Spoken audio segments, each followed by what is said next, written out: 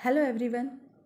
आज हम पढ़ेंगे इकोनॉमिक सर्वे 2020-21 का एक और इम्पोर्टेंट टॉपिक, आधारभूत संरचना का विकास। सबसे पहले हम इसमें देखते हैं आधारभूत संरचना का महत्व।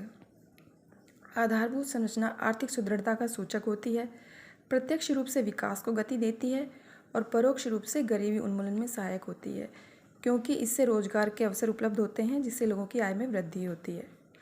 अब ये देखते हैं कि बुनियादी ढांचा के अंतर्गत क्या क्या शामिल किया जाता है। इसमें आती है परिवहन सुविधा, संचार सेवाएं एवं ऊर्जा। परिवहन सुविधा के अंतर्गत आता है सड़क व रेलवे। संचार सेवा के अंतर्गत आता है पोस्ट व दूरसंचार। और ऊर्जा के अंतर्गत आता है अनवीकरणीय ऊर्जा व नवीकरणीय ऊर्जा या अक्षय ऊर्जा। जो नवीकरणीय ऊर्जा है उसके अंतर्गत शामिल किया जाता है सौर ऊर्जा, पवन ऊर्जा और बायोमास ऊर्जा को। और अगर हम आरपीएससी कॉलेज लेक्चरर का सिलेबस देखते हैं तो उसमें आधारभूत संरचना का विकास जो टॉपिक दिया हुआ है उसमें स्पेशली मेंशन किया हुआ है सड़क और ऊर्जा को, और ऊर्जा में भी स्पेशली सौर ऊर्जा को। तो आज के वीडियो में हम ऊर्जा को डिस्कस करते हैं। तो ऊर्जा का महत्व क्या है? ये अर्थव्यवस्था की रीढ़ की हड्डी होती है। कृषि, उद्योग एवं सेवा क्षेत्र की सभी तरह की आर्थिक गतिविधियों को चलायमान रखती है, लाखों घरों को रोशन करती है, जन साधारण के जीवन के स्तर को ऊपर उठाती है। और जो राजस्थान का बिजली नेटवर्क है वो देश की प्रमुख प्रणालियों में से एक है। ये तो हुआ इनका महत्व। अब देखते हैं कि राजस्थान में ऊर्जा की कुल अधिष्ठापित क्षमता कितनी है। तो दिसंबर 2020 तक सभी तरह की ऊर्जा सम्मिलित की जा रही है इसके अंतर्गत। तो दिसंबर 2020 तक जो कुल अधिष्ठापित क्षमता है राजस्थान की वो है 21,836 मेगावाट। अब देखते हैं अक्षय ऊर्जा। देखो, अक्षय ऊर्जा के लिए दो एजेंसीज हैं राजस्थान में। एक है राजस्थान अक्षय ऊर्जा निगम लिमिटेड, ये नवीन एवं नवीकरणीय ऊर्जा मंत्रालय भारत सरकार की एक नोडल एजेंसी है। और एक है BEE यानी कि ब्यूरो ऑफ एनर्जी एफिशिएंसी, ये ऊर्जा संरक्षण व ऊर्जा दक्षता को राज्य में प्रोत्साहित करने के हेतु राज्य नामित एजेंसी है। यानी कि एक भारत सरकार की नोडल एजेंसी है तो दूसरी राज्य नामित एजेंसी है। अब हम देखते हैं सौर ऊर्जा। तो सौर ऊर्जा का राजस्थान में उत्पादन। तो सबसे पहले हम ये देखते हैं कि राजस्थान का सौर ऊर्जा में क्या पोटेंशियल है, क्या संभावनाएं हैं। तो भारत सरकार के अनुसार राजस्थान में सौर ऊर्जा से 142 गीगावाट ऊर्जा स्थापित की जा सकती है। ये भारत सरकार का एक सर्वे है, उसके अकॉर्डिंग राजस्थान का ये पोटेंशियल देखा गया है कि राजस्थान में कुल 142 गीगावाट सौर ऊर्जा स्थापित की जा सकती है। तो उसके लिए ऐसी क्या फेवरेबल कंडीशंस है राजस्थान की? तो इसमें है कि अधिकतम सौर दिवस उपलब्धता, सॉरी ये ऐसे लिख दिया है, ये सौर दिवस उपलब्धता ये है, ये एक वर्ष में 325 दिवस से अधिक है। और अधिकतम सौर विकिरण तीव्रता है वो है 6 से 7 किलोवाट पर आवर पर मीटर स्क्वायर पर डे। और बहुत कम औसत वर्षा। जो ये तीनों कंडीशंस हैं वो सोलर एनर्जी को प्रोड्यूस करने के लिए काफ़ी हेल्पफुल हैं। तो ये राजस्थान में इसलिए 142 गीगावाट की कुल क्षमता को इसलिए इस तरह से फेवर करती हैं।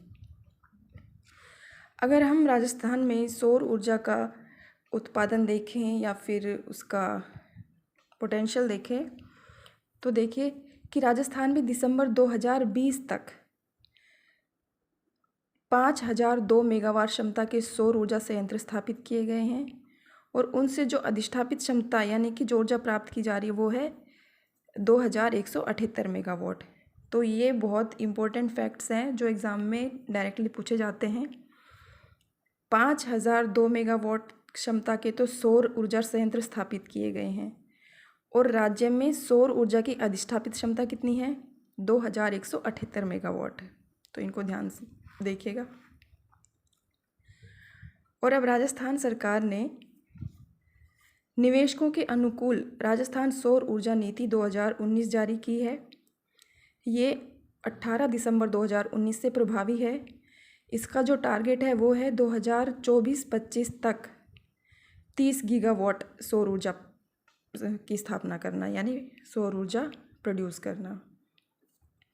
तो इस नीति को हम बाद में नेक्स्ट वीडियो में देखेंगे, अभी इतना ही।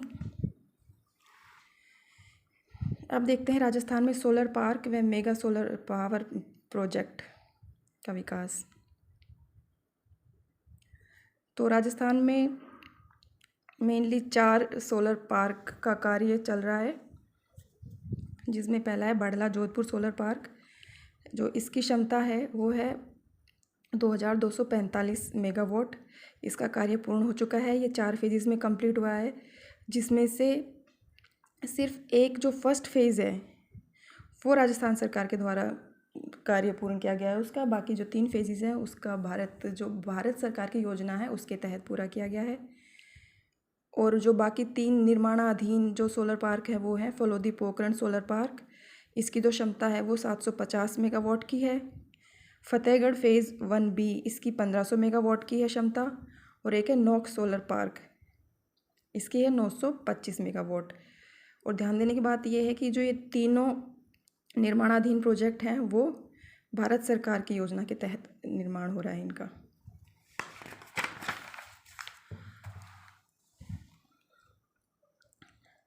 अब देखते हैं solar roof top power generation scheme. ये भारत सरकार के अनुदान से ये स्कीम चल रही है। इसका फेज़ 1 का कार्यक्रम पूरा हो चुका है। ये 1 मार्च 2019 को पूर्ण हुआ था। भारत सरकार ने इसमें 30% का सहयोग किया है।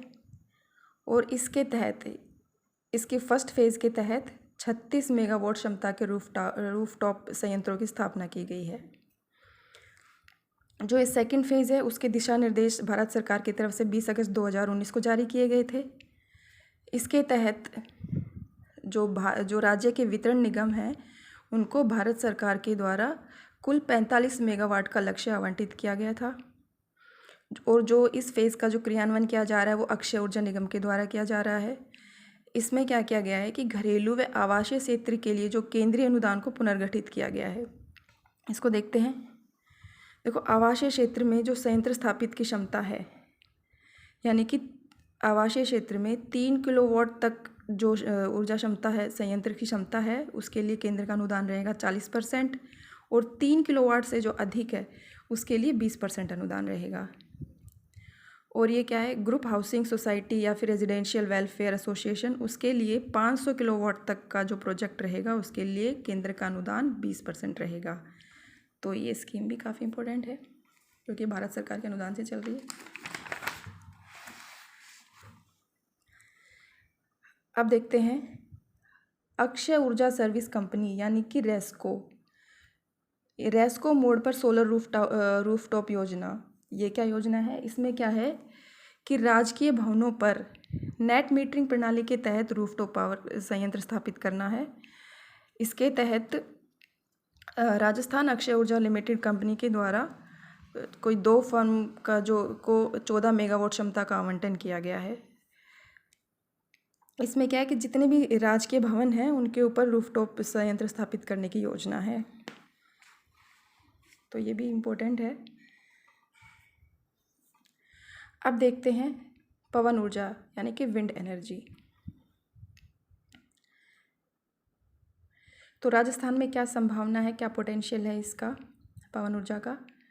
तो national institute of wind energy के अनुसार राज्य में 120 मीटर हब की ऊंचाई पर 1,27,750 मेगावाट की पवन ऊर्जा की क्षमता है। और दिसंबर 2020 तक 4,337.65 मेगावाट के संयंत्र स्थापित किए गए हैं। और इसकी जो कुल पवन ऊर्जा की जो अधिष्ठापित क्षमता है वो कितनी है? 3,734.10 मेगावाट। तो ये फैक्ट्स हैं वो काफ़ी इम्पोर्टेंट है, वो डायरेक्टली यूँ के यूँ पूछे जा सकते हैं। और अभी राजस्थान सरकार ने Rajasthan wind and hybrid energy policy 2019 जारी की है। ये भी 18 दिसंबर 2019 से ही प्रभावी है। तो जो ये वाली जो नीति है और वो सोलर वाली नीति है, इनको हम आगे की डिटेल में कवर करेंगे, अभी इनकी डेट इम्पोर्टेंट है। तो एक ऑब्जेक्टिव जो पेपर होते हैं उनमें इनकी डेट काफ़ी ध्यान रखने की बात है। अब देखते हैं जैविक द्रव्य ऊर्जा या बायोमास ऊर्जा। ये स्वच्छ ऊर्जा का महत्वपूर्ण स्रोत है। जो राज्य में प्रमुख स्रोत हैं बायोमास ऊर्जा के, वो हैं सरसों की तूड़ी और जूली फ्लोरा। ये क्वेश्चन कई बार एग्जाम्स में पूछा गया है। डायरेक्टली पूछा जाता है कि राजस्थान में बायोमास ऊर्जा के स्रोत क्या हैं। वो काफ़ी सारे ऑप्शंस देते हैं, उनमें से ए बी या सी, इस तरह से एक बार ये क्वेश्चन पूछा गया है, तो इसको भी थोड़ा ध्यान रखें। और दिसंबर 2020 तक बायोमास ऊर्जा के क्षेत्र में 120.45 मेगावाट क्षमता के 13 संयंत्र स्थापित किए गए थे, यानी कि किए गए हैं। उनमें से 28 मेगावाट के 2 संयंत्र 2012 से बंद पड़े हैं और 14 मेगावाट के 2 संयंत्र का जो कार्य है वो प्रगति पर है। और बायोमास ऊर्जा से राजस्थान में कितनी ऊर्जा अधिष्ठापित क्षमता पैदा की गई है, यानी कितनी अधिष्ठापित क्षमता है बायोमास ऊर्जा की राजस्थान में, वो है 101.95 मेगावाट।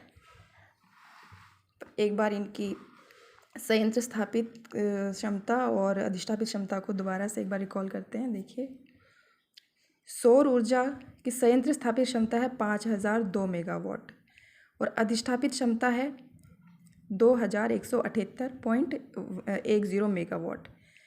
पवन ऊर्जा के लिए कितनी क्षमता के संयंत्र स्थापित किए गए हैं? 4337.65 मेगावाट और इसकी अधिष्ठापित क्षमता है 3734.10 मेगावाट। और बायोमास ऊर्जा के लिए संयंत्र स्थापित क्षमता है 120.45 मेगावाट और अधिष्ठापित क्षमता है 101.95 मेगावाट। तो ये जो फैक्ट्स है वो काफ़ी इंपॉर्टेंट है। इनमें से एक क्वेश्चन हर एग्ज़ाम में पूछा जाता है, तो आप इसको एक बार अच्छे से देख लें। Thank you.